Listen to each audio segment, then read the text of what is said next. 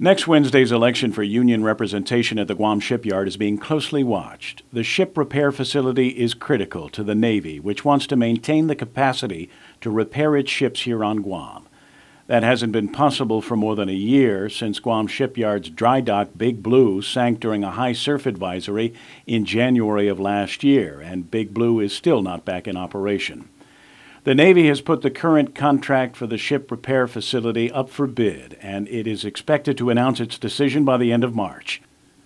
Worried that the contract with Guam Shipyard may go to another off-island company and that their jobs may be lost, some Guam shipyard workers have approached two separate unions in recent months, seeking representation: the Guam Federation of Teachers and the International Brotherhood of Electrical Workers. Ibew business manager Brian Ahacuelo has arrived on island from Hawaii to help convince the shipyard workers that his union is the better choice. They know that, the Ibew, obviously they talk to the other workers there. They know that the Ibew represents everybody else on the base, and the Guam Federation of Teachers, represents the teachers, and the port, which is not part of the base. So what I'm trying to explain is that the logical thing to do for union representation is to go with the union that has succeeded on the base and has gotten collective bargaining agreements, contracts with employers, and formed partnerships already for the last 10 years. So that's us. Representing workers is representing workers. The thing about the GFT is we've been on Guam fighting for working families and fighting for workers for over 45 years. Ibew isn't even a local based on Guam, they're based in Hawaii. All their money and decision making takes place in Hawaii, whereas all of our money, well, the vast majority of our money and decision making takes place right here on Guam. So we're more able to meet our members' needs and more able to address their concerns immediately. The Ibew says that they started organizing their workers first and are the logical choice. GFT President Matt Rector disagrees. I have no idea whether they got there first or not. They never talked to us about it. They never told us they were organizing the shipyard. We got a call on a Saturday night from a worker at the shipyard.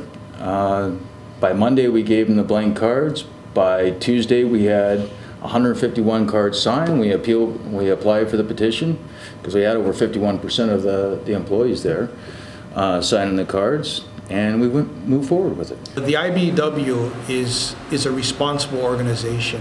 We've been around for 120. It's going to be 121 years, and we're here to stay. We're not fly-by-nights. Coming in from Hawaii and and then flying back to Hawaii. We have a full presence here at Andersen Air Force Base, at Naval Hospital, and at the Naval Base here on Guam. So we've been all over for the last 10 years here, and we plan on being here for a long time.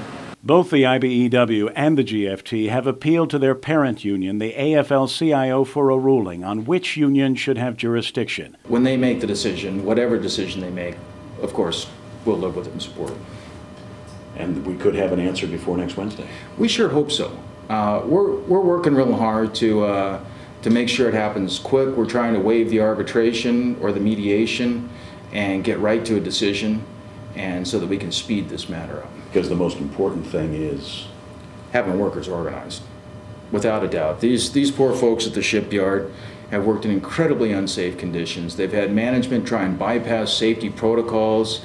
They threaten workers with termination. Next week's election is being run by the National Labor Relations Board, and the ballots have already been printed with both unions on it. Ahacuelo said he spoke with the NLRB this morning, and it's too late for the ballots to be changed. There will be three choices on those ballots: the Ibew, the GFT, and no to union representation. Either the GFT or the Ibew or the no votes must reach the 50% plus one threshold to win. If none of the three choices reach that threshold, a runoff vote will be held between the two top vote getters. Kevin Kerrigan, PNC News.